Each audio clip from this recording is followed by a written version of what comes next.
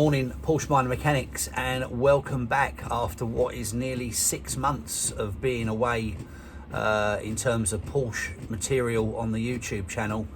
I finally got round to pulling my finger out and cracking on with some new stuff and looking after the old girl throughout the winter months. Now, I can only apologise for the long delay in Porsche material.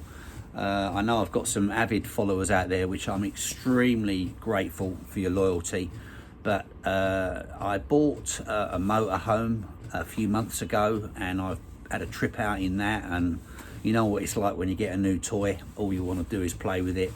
And I've spent quite a bit of time just doing some mods and bits and pieces to it, etc. But I thought now is the time, you know, we're into January. My poor 911 has been sitting there in the garage doing nothing, and I needed to get it off the ground and start the pre-season check over. I plan to take the wheels off here. I'm going to check the brakes over, clean the discs up, clean the inner arches up, remove all the floor pans, give it all a good sprucing up underneath. I've also got a little bit of work to do on the front, the new Maxton splitter that I fitted. Ironically, I did eventually put a crack in it. Sadly, not from going over a speed hump, but actually by catching it on a curb. So needs a bit of glass work, but it won't be seen, so I'll give it one more go. Now, I know when I finished up on my last Porsche video, which is a good 6 months ago, I was talking about doing a review, a 3-year review, which is what I'm going to kick off with this time.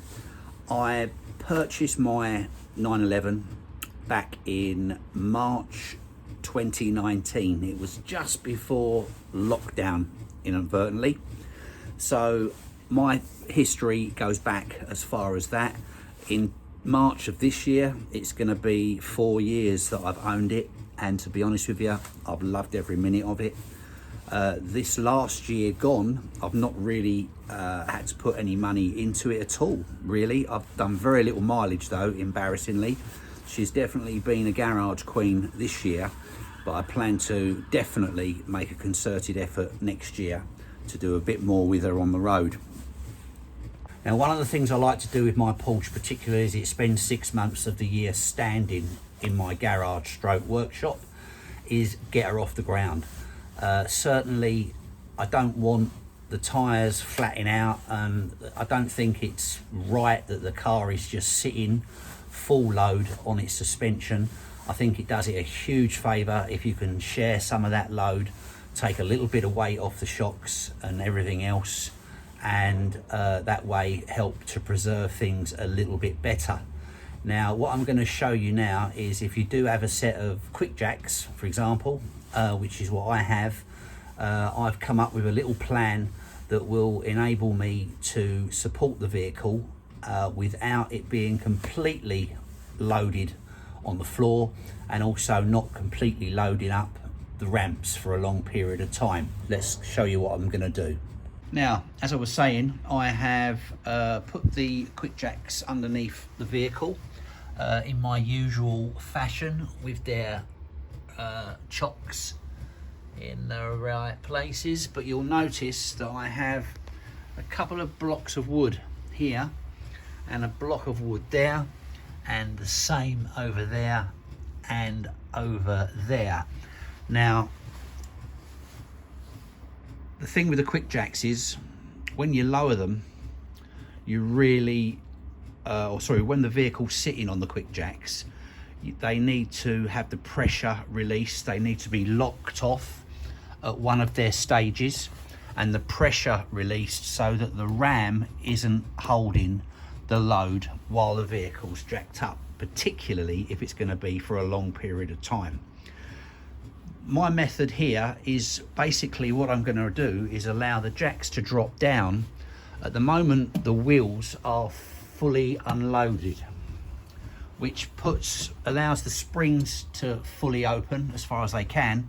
But what it also does is the ball joints on your wishbones, etc., and other such joints on the back and front of the vehicle, what happens is with that weight being completely off the suspension, it's now stretching those joints in a position that they wouldn't normally be in.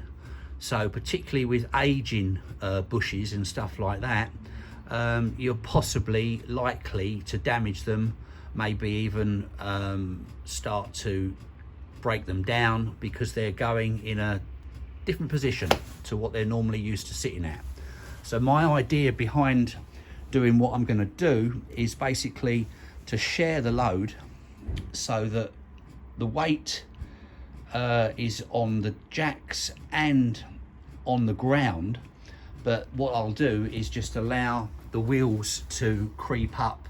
They'll normally come up to here, they'll creep up to about here, so the suspension isn't fully unladen, but it's also not fully loaded. Okay, here we go.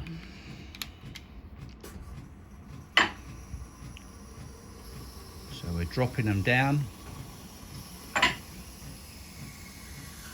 You can just begin to see the jacks getting closer and closer. And if we look at the wheels, as the tyre just starts to hit the ground, the jack is beginning to sit on that bit of timber there and that bit of timber there. If I go up a little bit, you'll see what I mean. In that the car is now partially under load, and the rest of the load is sitting on the jacks, and then you're pressing your down button as far as it can go, and that now means that there is no hydraulic pressure in the lines, so the jack ram is not under any load whatsoever. Now it certainly makes me feel better having the car not fully loaded on the ground. You're also helping to prevent misshaping your tyres, and you've just taken a little bit of load off your springs and off your shocks and all your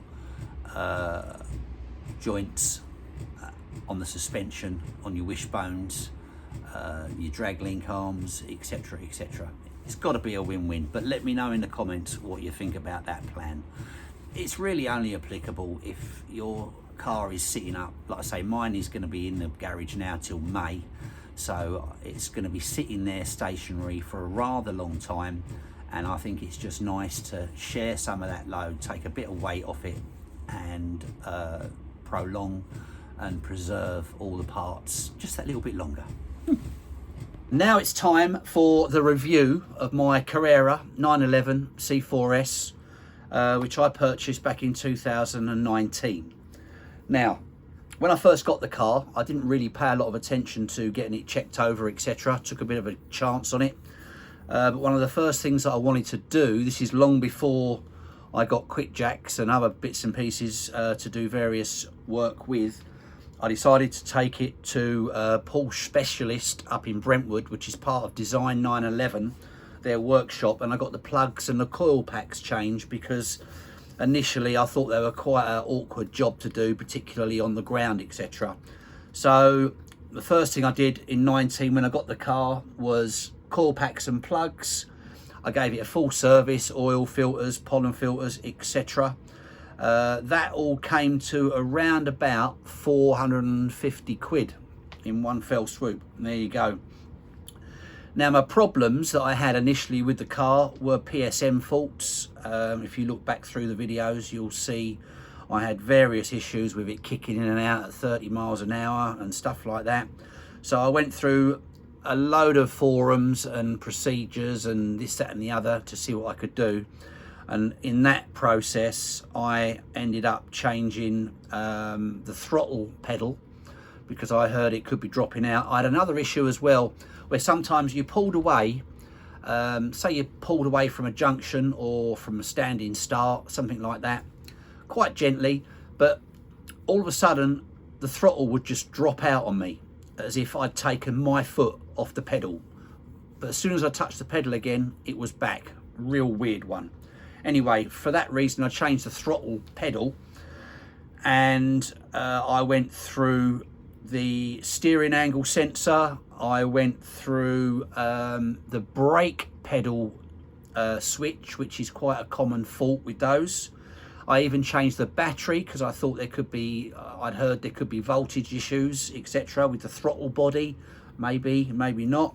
So yeah, basically I changed the throttle pedal, put a new battery in it.